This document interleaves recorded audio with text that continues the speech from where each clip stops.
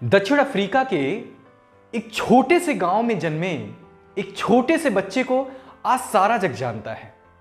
दुनिया में शायद ही कोई ऐसा होगा जिसे इनका नाम नहीं पता। जी हां, हम बात कर रहे हैं दुनिया के सबसे अमीर आदमी एलॉन मस्क की।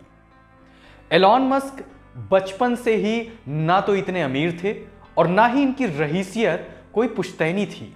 त्याग, समर्पण, मेहनत और कभी ना हारने वाले इंसान की छवि रही है एलॉन मस्क की।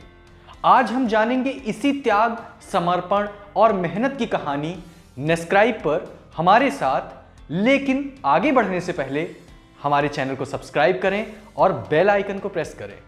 आप देख रहे हैं नेस्क्राइब पर प्रेरणार्थक में एलॉन मस्क की कहानी, रोडपति से करोड़पति तक का सफर। तो चलिए शुरू करते हैं। मैं हूं प्रशांत।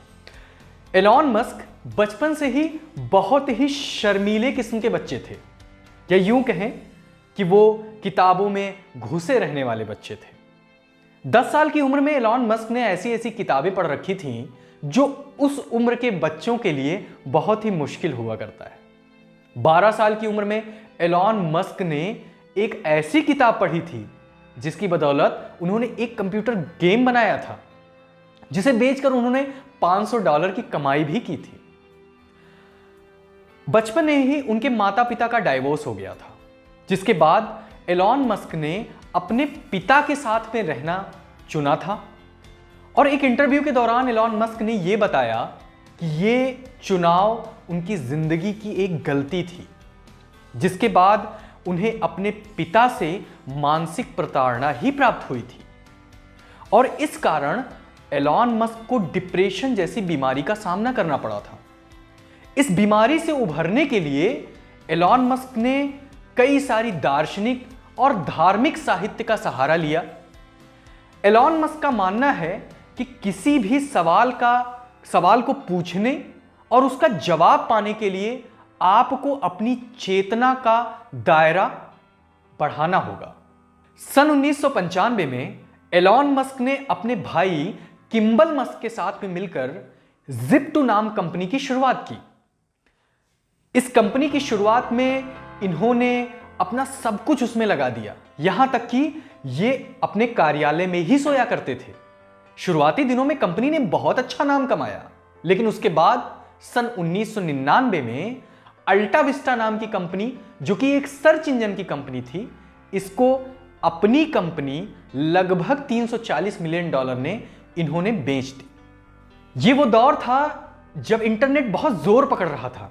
सन 1999 में एलॉन मस्क ने इलेक्ट्रॉनिक पेमेंट सिस्टम पर काम करना शुरू किया और इन्होंने X.com नाम की कंपनी की शुरुआत की, जिसे आगे चलकर किसी एक कंपनी के साथ में मिलकर इसका नाम पेपाल कर दिया गया। जी हां, ये वही पेपाल है जिसे आज हम पेमेंट लेने या पेमेंट प्राप्त करने या पेमेंट करने के लिए हम इस्तेमाल करते हैं।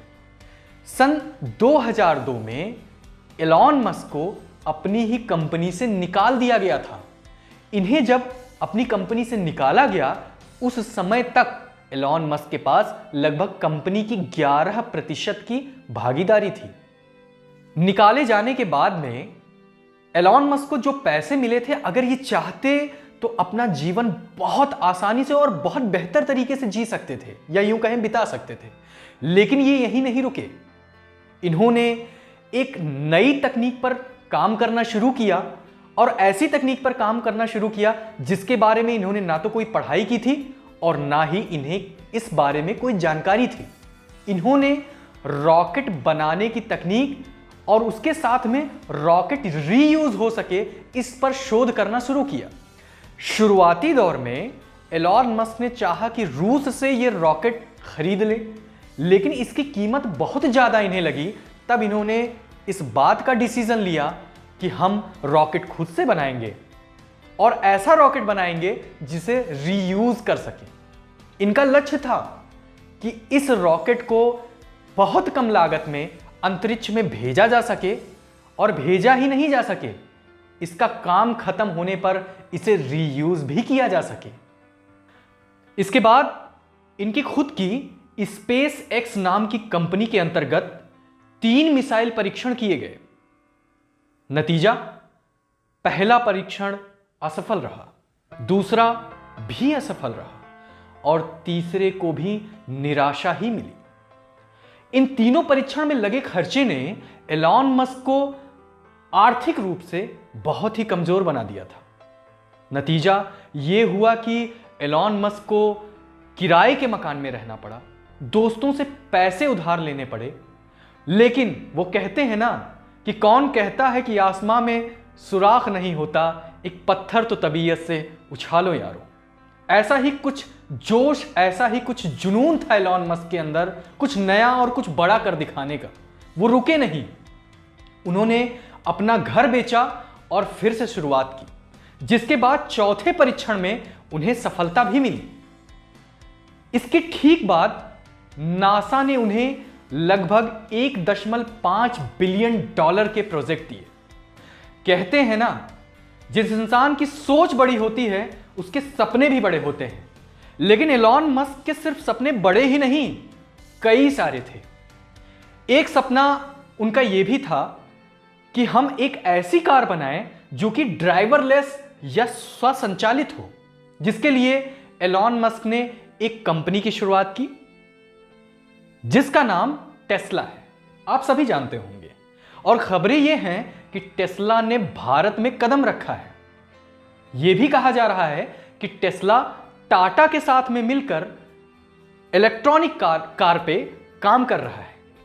ये ऐसी कारें बनाएंगे जो बहुत ही कम कीमत में होंगी और भारत के साथ साथ पूरे दुनिया के लोगों को ये कारें बहुत ही कम कीमत में उपलब्ध कराई जाएगी।